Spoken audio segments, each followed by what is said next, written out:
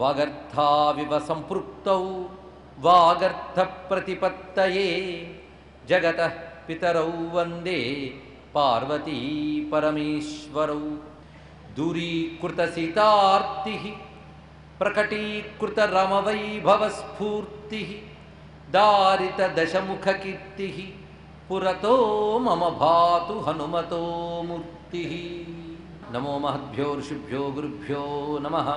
అల్ప శరీరమున్న నువ్వు నన్ను ఎలా తీసుకువెళ్ళగలవు అని అమ్మ అనగానే కేవలం తన నిమిత్తమే తన శరీరాన్ని సంకోచపరుచుకున్న స్వామి ఇప్పుడు తన యొక్క అసలు బలాన్ని చూపించడానికై మేరు పర్వతమంతటి తన స్వరూపాన్ని విజృంభింపజేసి దర్శింపజేశాడు.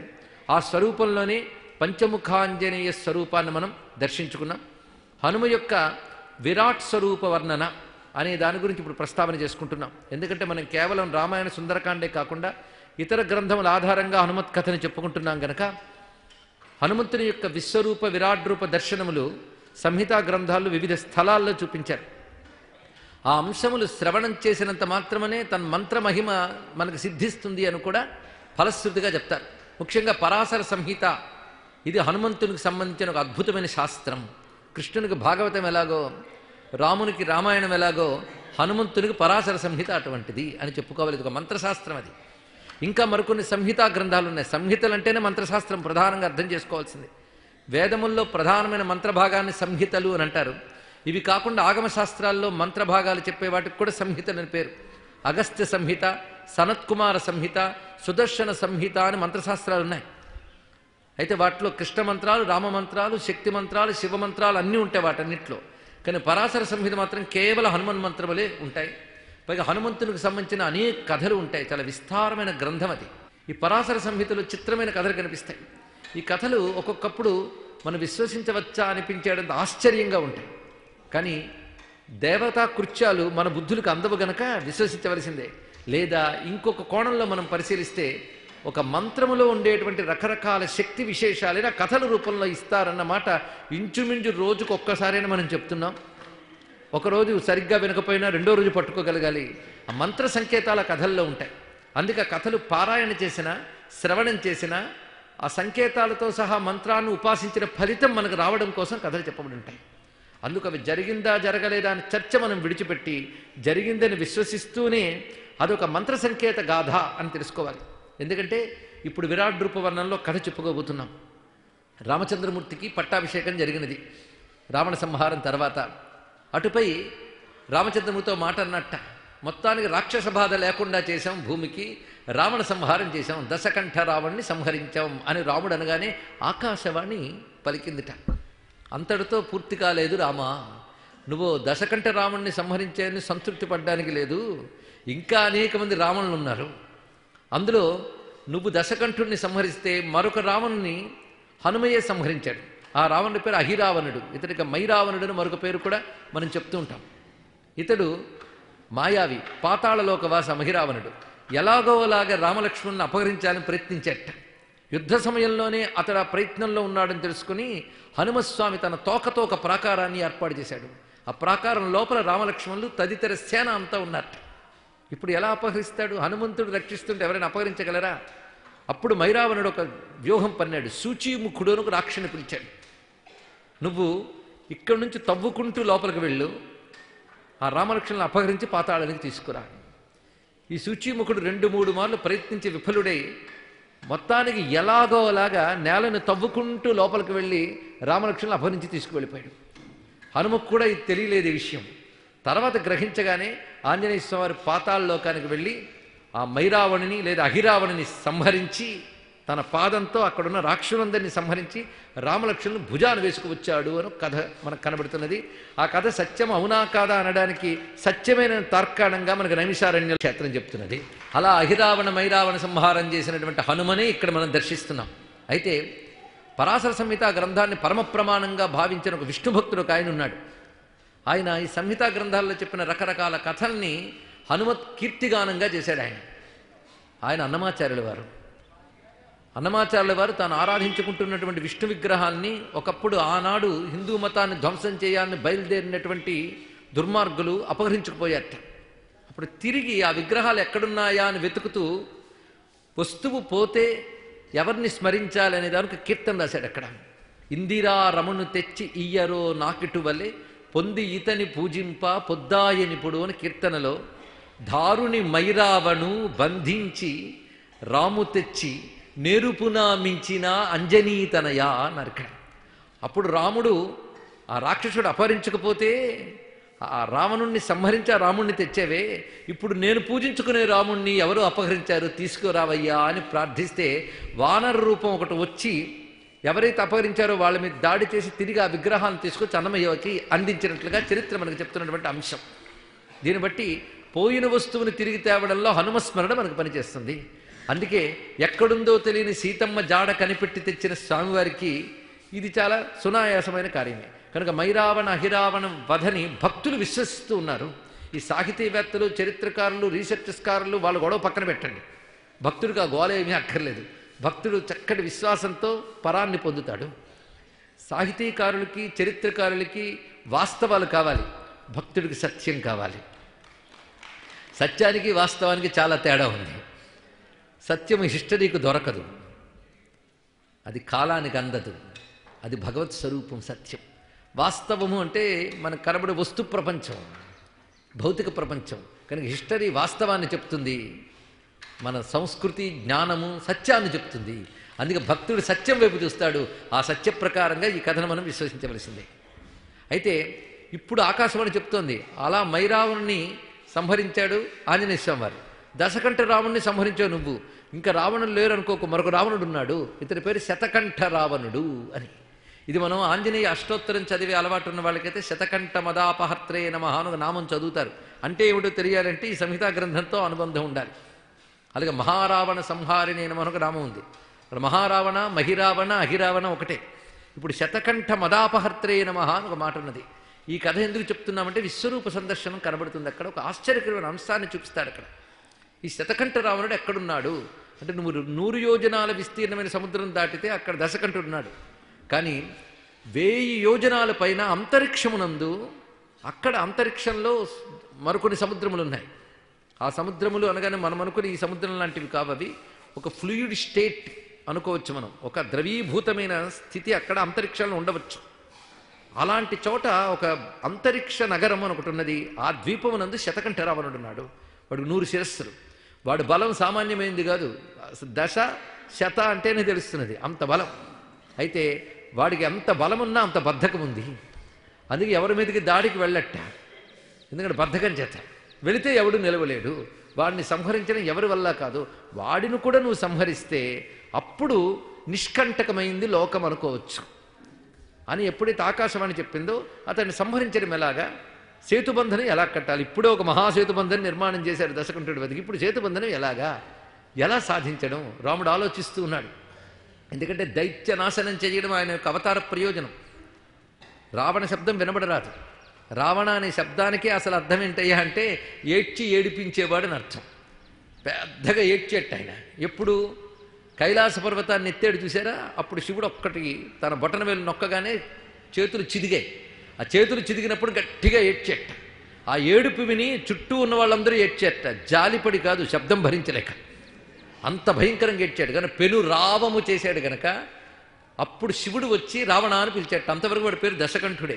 రావణ అని శివుడు పిలిచాడు అంటే ఏడ్చి ఏడిపించేవాడా అని పేరు. దీన్ని బట్టి రావణాసురుడు అంటే ఎవరో తెలిసింది కదా. ఇంకోటి కూడా తెలియాలి, ఇంకా చావలేదు వాడిని. అంటే ఏడ్చి ఏడిపించే స్వభావమే రావణాసురుడు. ఇది తెలుసుకోవాల్సింది. ప్రతివాడు ఆ పని చేస్తున్నాడండి. అవకాశం లేకపోతే ఏడుస్తాడు, అవకాశం దొరికితే ఏడిపిస్తాడు, అంతే కదా.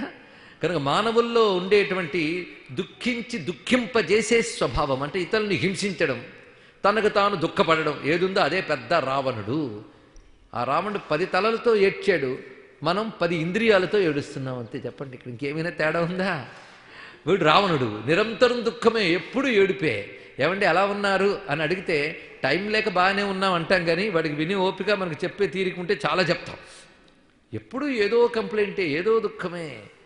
అందుకు ఏడవడం, ఏడిపించడం, ఈ రెండే. ఈ స్వభావం పేరేమిటి? రావణాసురుడు. రామ అంటే ఆనందము, రాముడు అంటేనే ఆనందస్వరూపుడు. రావణ అంటే దుఃఖస్వరూపుడు. ఇప్పుడు రామాయణాన్ని మరో కోణంలో చూడండి. ఈ ఏడుపు గొట్టు తనము దేనివల్ల వస్తుంది అంటే అవిద్య వల్ల, అజ్ఞానం వల్ల వస్తుంది. కనుక అవిద్య అజ్ఞానం అనే రావణాసురుణ్ణి సంహరింపజేసేటువంటి ఆనందమూర్తి అయినటువంటి రామచంద్రమూర్తి. అందుకే ఏడుపును పోగొట్టే కథే రామాయణం. ఇది మరొక కోణంలో చూడాలి. అయితే ఇక్కడ ఇంకా 10 తలకాయలు ఏడుపు పోగొడితే సరిపోదయ్యా, 100 తలకాయలు ఏడుపు ఒకటి ఉంది. అది అసలు అవిద్య. వాడిని కొట్టాలి. రావణ శబ్దం ఉండకూడదు. అదే రాముడి యొక్క లక్ష్యం. రావణ శబ్దం ఉండకూడదు అంటే అర్థం ఏంటి? ఏడుపు అనేది ఉండరాదు, ఆనందమే ఉండాలి. అందుకే రామాయణం మొత్తానికి పేరు పెట్టాలంటే ఆనంద గ్రంథం అండి అది. కనుక ఎవడికి ఆనందం కావాలో వాడికి రామాయణం కావాలి, ఇంకోటి లేదు. అందుకే రామ అంటేనే రమయితీతి రామ, ఆనందమూర్తి రాముడంటే. అందుకే పేర్లే ఎంత బాగా ఉన్నాయో చూడండి, రామ రావణ. అందుకు గ్రంథాలని తాత్వికంగా దర్శించినప్పుడు వాటి అసలు ప్రయోజనం మనం పొందగలం. కనుక శతకంఠ రావణ్ణి ఎలాగైనా సంహరించి తీరాలి, అప్పుడే రాముడు అవుతాడు. లేకపోతే ఎలా అవుతాడు? ఏడుపు ఎక్కడ మిగిలిన్నా నశింపజేయాలండి, ఏ లోకంలో ఉన్నా. ఇలా మీరు చూస్తే ఎంత అందం ఉందో ఈ కథలో చూడండి. కనుక శతకంఠ రావణ్ణి ఎలా సంహరించాలి? రాముడు ప్రణాళిక వేస్తూ ఉంటే మళ్ళీ అనుకున్నట్టే, నేను ప్రణాళిక వేయడం ఎందుకు, మహానుభావుడు ఉన్నాడు ఈయన అని హనుమంతుడితో చెప్పాడు. హనుమంతుడు, నారాయణ నీకు నేను ఉపాయం చెప్పాలంటే అలా అని తప్పించుకోకు, నీ ఉపాయాల వల్లే ఇన్ని విజయాలు సాధించాను, నిండు సభలో కూడా ప్రకటించాను, నువ్వు లేకపోతే నాకు విజయమే లేదన్నాడు రామచంద్రమూర్తి.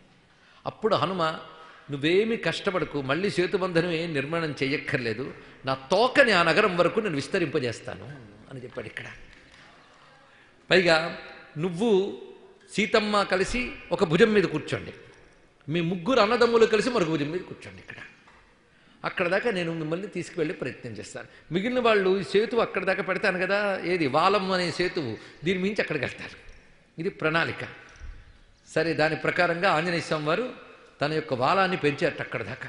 అప్పుడు ఆ వాలం ఎలాగ అంతరిక్షంలో కనబడింది అనే దాన్ని పరాశర సంహిత అద్భుతంగా వర్ణిస్తుంది. శతకంఠ రావణ్ణి ఎలాగైనా సంహరించి తీరాలి, అప్పుడే రాముడు అవుతాడు. లేకపోతే ఎలా అవుతాడు? ఏడుపు ఎక్కడ మిగిలిన్నా నశింపజేయాలండి, ఏ లోకంలో ఉన్నా. ఇలా మీరు చూస్తే ఎంత అందం ఉందో ఈ కథలో చూడండి. కనుక శతకంఠ రావణ్ణి ఎలా సంహరించాలి? రాముడు ప్రణాళిక వేస్తూ ఉంటే మళ్ళీ అనుకున్నట్టే, నేను ప్రణాళిక వేయడం ఎందుకు, మహానుభావుడు ఉన్నాడు ఈయన అని హనుమంతుడితో చెప్పాడు. హనుమంతుడు, నారాయణ నీకు నేను ఉపాయం చెప్పాలంటే అలా అని తప్పించుకోకు, నీ ఉపాయాల వల్లే ఇన్ని విజయాలు సాధించాను, నిండు సభలో కూడా ప్రకటించాను, నువ్వు లేకపోతే నాకు విజయమే లేదన్నాడు రామచంద్రమూర్తి. అప్పుడు హనుమ, నువ్వేమీ కష్టపడకు, మళ్ళీ సేతుబంధనం ఏం నిర్మాణం చెయ్యక్కర్లేదు, నా తోకని ఆ నగరం వరకు నేను విస్తరింపజేస్తాను అని చెప్పాడు. ఇక్కడ పైగా నువ్వు సీతమ్మ కలిసి ఒక భుజం మీద కూర్చోండి, మీ ముగ్గురు అన్నదమ్ములు కలిసి మరొక భుజం మీద కూర్చోండి. అక్కడ దాకా నేను మిమ్మల్ని తీసుకువెళ్ళి ప్రయత్నం చేస్తాను. మిగిలిన వాళ్ళు సేతువు అక్కడ దాకా పెడతాను కదా, ఏది వాలం అనే సేతువు, దీని మించి అక్కడికి వెళ్తారు. ఇది ప్రణాళిక. సరే, దాని ప్రకారంగా ఆంజనేయ స్వామి వారు తన యొక్క వాలాన్ని పెంచారట అక్కడ దాకా. అప్పుడు ఆ వాలం ఎలాగ అంతరిక్షంలో కనబడింది అనే దాన్ని పరాశర సంహిత అద్భుతంగా వర్ణిస్తుందండి.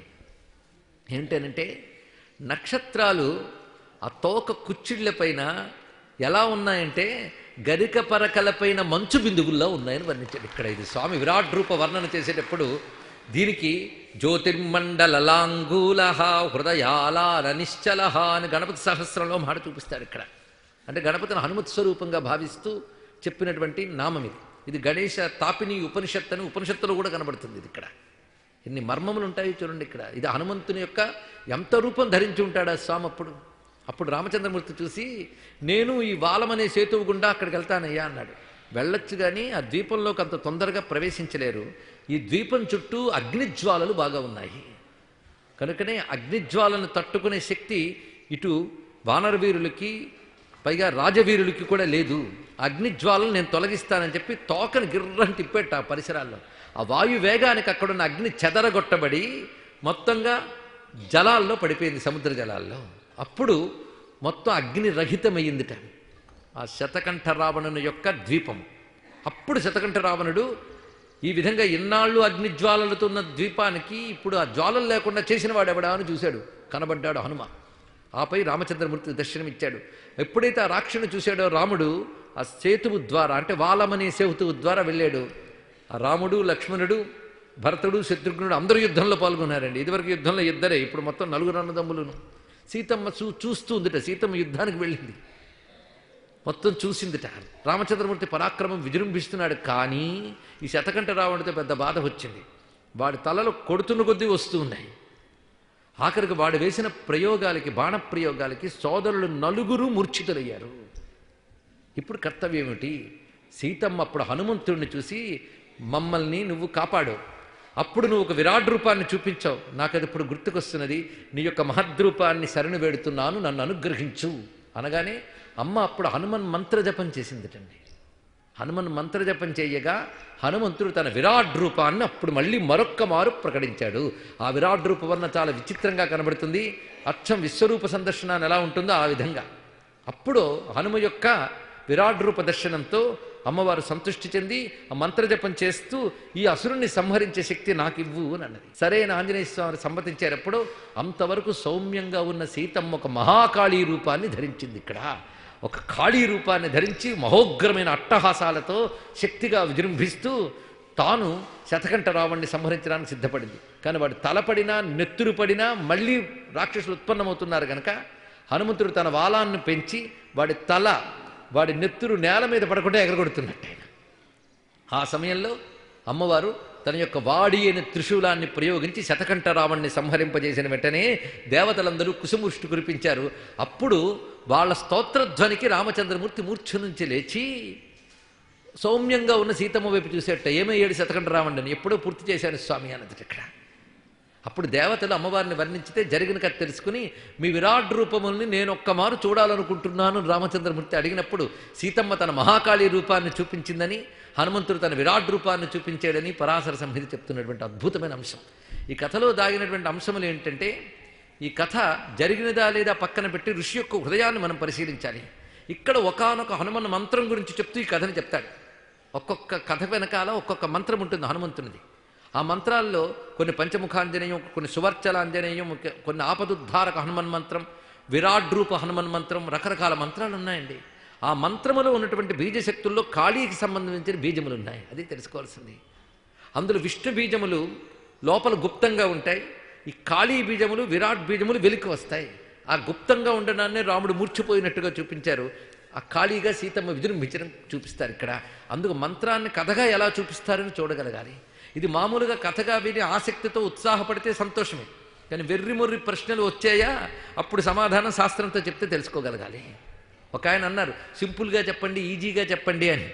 సింపుల్గా ఈజీగా మహావిషయాలు ఉండవు. కొన్ని పైన సింపుల్ ఈజీలు ఉంటాయి, కానీ మహావిషయాలు సింపుల్గా ఉండవు. మనం కూడా కొంచెం ఎదగాలండి. ఎప్పుడు మనం ఇక్కడే ఉంటామని. ఎవరెస్ట్ పర్వతం నేను ఎక్కలేకపోతున్నానండి, కొంచెం వంగమని చెప్పండి అంటే ఎవరెస్ట్ వంగదు. మనం మోకాళ్ళు చిప్పలు పగిలేదే ఎక్కాల్సిందే, తెలుసుకోండి. అది మహావిషయాలు సాధించాలి తప్ప సింపుల్గా చెప్పడాలు ఉండవు. సరే, మంత్ర సంకేతాలు తెలుసుకున్నాం, కథని గ్రహించాం. మరొక విరాట్ రూప వర్ణన. ఇంతకీ సుందరకాండ మధ్యలో ఆపేశానన్నా. జాగ్రత్తగా హనుమత్ కథ దృష్టిలో పెట్టుకుంటే ఎక్కడ కూడా అనౌచిత్యము, విషయానికి దూరము వెళ్ళడం లేదని మీకే తెలిసి ఉంటుంది. ఇప్పుడు మనం శతకంఠ రావణ వృత్తాంతంలో విన్నటువంటి శతకంఠ మదాపహర్త్రే నమః అనే నామంతో స్వామిని నమస్కారం చేసుకుని భవిష్యత్ బ్రహ్మ ఆయన, అందుకే భవిష్యత్ చతురాననాయ నమః. భవిష్యత్ బ్రహ్మట. ఇందులో గొప్ప విశేషం చూపించారు ఇక్కడ. ఆయన భవిష్యత్ బ్రహ్మ ఎలా అవుతాడు? సాధారణంగా మనం బ్రహ్మ విష్ణు రుద్రులు అన్నప్పుడు సత్వరజస్తమో గుణాలకు ప్రతీకలు అనుకుంటాం. వెంటనే తొందరపాటు నిర్ణయాలు ఏం తీసేసుకుంటామంటే సత్వగుణం విష్ణువు, రజోగుణం బ్రహ్మగారు, తమోగుణం శివుడు. తమోగుణం అంటే నిద్ర, బద్ధకం, అలసత్వం, ఇవన్నీ శివుడివి ఇలా అనుకుంటాం. కానీ ఇక్కడ జాగ్రత్త రహస్యం ఒకటి ఉందండి. రజోగుణ, తమోగుణ, సత్వగుణములు అన్నప్పుడు లోక వ్యవహారంలో వేరే ఉంటుంది, ఈశ్వర వ్యవహారంలో వేరే ఉంటుంది. లోక వ్యవహారంలో రజోగుణం వల్ల మోహం ఏర్పడుతుంది, సత్వగుణం వల్ల సుఖం కలుగుతుంది. ఏ సుఖమైనా చివరికి అన్నం తిని రుచిగా ఉందన్న సుఖం కూడా సత్వగుణం ఉంటేనే కానీ సుఖాన్ని మనం టేస్ట్ చేయలేమండి. ఒక సుఖం కానీ ఒక విషయం అర్థమైనా, ఈవెన్ టీవీ సీరియల్ అర్థమైనా సత్వగుణం ఉండాలి. పురాణం అంటే నిద్రపోతాం, కానీ టీవీ సీరియల్ అర్థం చేసుకోవాలన్నా లోపల సత్వగుణం ఉండాలి. ఒక విషయం అర్థం చేసుకోవడం, ఆనందించడం అనేది సత్వగుణం వల్ల వస్తుంది. అదేవిధంగా మోహం అనేటువంటిది రజోగుణం వల్ల వస్తుంది. ఎవరు ఎంత చెప్పినా అజ్ఞానాన్ని పట్టుకోవడం మోహం. మూడవ తమోగుణం వల్ల నిద్ర, బద్ధకం వస్తూ ఉంటాయి. వాళ్ళు ఎంత చెప్పినా కుంభకర్ణులే, వాళ్ళకి లాభం లేదు. వీళ్ళు తమోగుణం. ఈ మూడు లోకంలో ఉంటాయి. కానీ దేవతల విషయంలో సత్వరజస్తమో గుణాలు అంటే అది కాదు. ఇది తెలుసుకోవాలి. రజోగుణము అంటే పరమాత్మ యొక్క సృష్టి చేసేటప్పటి పరమాత్మ యొక్క ఆనందాన్ని రజోగుణం అంటారు. ఈ సృష్టిని ప్రవర్తింపజేయడాన్ని ప్రవృత్తి, దీన్ని మనం సత్వగుణం అంటాం. సృష్టిని నడపడం, ప్రవృత్తి అంటారు, దీన్ని ప్రవర్తింపజేయట. తిరిగి సృష్టిని లయం చేయడం, లీనం చేసుకోవడం, దీన్ని నివృత్తి అంటారు. దీన్ని అక్కడ తమోగుణం అని వాడతారు. కనుక ఇక్కడ ఆనంద, ప్రవృత్తి, నివృత్తి అనే 3 గుణములే సత్వరజస్తమో గుణములని మనం ప్రస్తావన చేస్తున్నాం. ఇది ఒకటి గ్రహించవలసిన ప్రధానమైనటువంటి అంశం. ఇది ఇందులో ఆంజనేయ స్వామి వారు ఈ 3 రూపం బ్రహ్మ విష్ణు శివాత్మకుడు. అందుకే ఒక్కొక్క కల్పంలో కూడా వచ్చినటువంటి బ్రహ్మలు హనుమంతుని స్తుతిస్తారట. అందరి బ్రహ్మల్ని అనుగ్రహించిన ఈ మహానుభావుడు సంపూర్ణమైన చతుర్ముఖ బ్రహ్మగా తాను తరువాతి కల్పంలో ఆయన బ్రహ్మదేవుడు అవుతాడు అని కథ చాలామందికి తెలుసు. రానున్న కల్పమున కానున్న బ్రహ్మ ఆయన. అందుకే భవిష్యత్ చతురాననుడు, భవిష్యత్ బ్రహ్మ అని అంటారు. చాలామందికి హనుమంతుడే భవిష్యత్ బ్రహ్మ అని తెలుసు. కానీ ప్రమాణం ఏది, ఏ కథ ప్రకారంగా మీరు చెప్తారు? ఇది వాల్మీకి రామాయణంలో లేదు. ఇది మళ్ళీ పరాశర సంహితలోనే మనకు కనబడుతున్న అంశం ఇక్కడ. అందుకే అన్నమయ్య కూడా ముందట నేలడి పట్టమునకు బ్రహ్మైనాడు అన్నాడు ఇక్కడ. ఆయన బ్రహ్మను అన్నమయ్య కూడా చెప్తాడు ఇక్కడ. ముందట నేలడి పట్టమునకు బ్రహ్మైనాడు, రాబోయేటువంటి కాలానికి ఆయన బ్రహ్మ అయినాడు. అందరు ధనుజుల చంపి హరిపేరైనాడు. రాక్షస సంహారం చేసినప్పుడు విష్ణువుగా కనబడ్డాడు. పైగా అంది రుద్ర రూపమై తానే శివుడైనాడు. ఆయన సాక్షాత్ రుద్రుడే కనుక శివుడయ్యాడు. కనుక బ్రహ్మ విష్ణు శివాత్మకుడు కూడా ఆయన. హనుమలో ఉన్న బ్రహ్మలక్షణం చెప్పడం కోసం, బ్రహ్మ విష్ణు రుద్రులను అర్థం చేసుకోవడం కోసం ఆనంద, ప్రవృత్తి, నివృత్తి అనే 3 తత్వాన్ని ఇక్కడ చెప్పడం జరుగుతున్నది. 3 లక్షణములు స్వామి యందు కనబడుతున్నాయి. నివృత్తి అంటే ప్రపంచాన్ని లయం చేయడం ఒకటి. నివృత్తి అంటే బయటికి పరిగెడుతున్న మన ఇంద్రియాలను నియంత్రించి మన మనస్సుని పరమాత్మలో లయం చేయడం. ఆ నివృత్తి ఇంకా గొప్పదండి. అది యోగము అంటారు దాన్ని.